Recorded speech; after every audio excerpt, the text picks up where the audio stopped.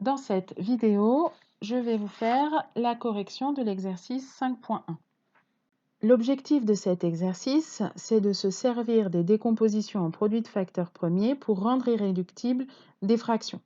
Donc on rappelle que des quotients sont égaux quand on peut multiplier ou diviser par un même nombre le numérateur et le dénominateur. Évidemment, un même nombre différent de 0. Donc, grâce à la décomposition en produits de facteurs premiers, on va pouvoir trouver des diviseurs qui sont communs au numérateur et au dénominateur, de manière à pouvoir diviser par ces diviseurs communs, numérateur et dénominateur. Donc, on nous a donné la décomposition en produits de facteurs premiers de 520.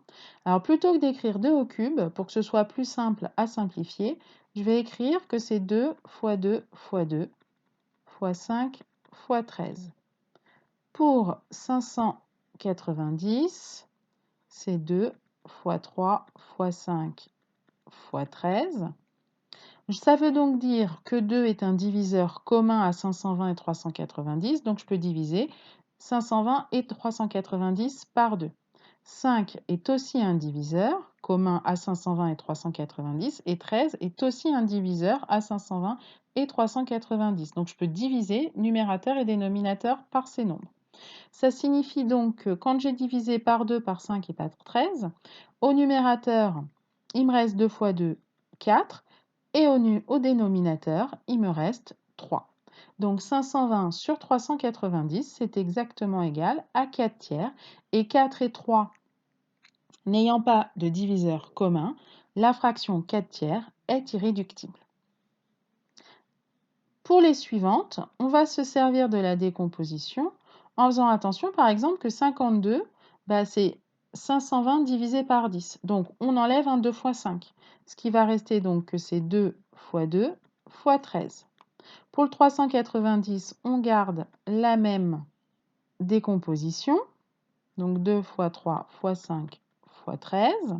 On peut diviser par 13 numérateur et dénominateur. On peut diviser par 2 numérateur et dénominateur. Du coup, il reste 2 au numérateur et 3 fois 5, 15 au dénominateur. La troisième, 26 sur 39.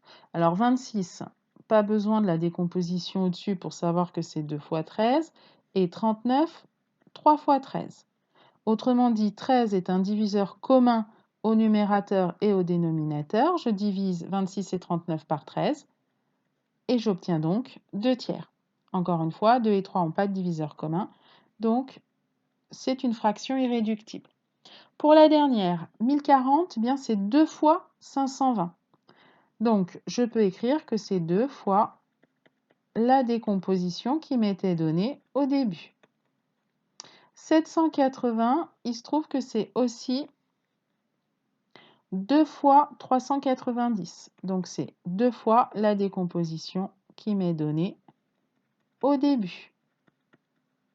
Je vais donc avoir comme diviseur commun 2, 2, 5 et 13. Je divise par chacun de ces nombres, numérateur et dénominateur.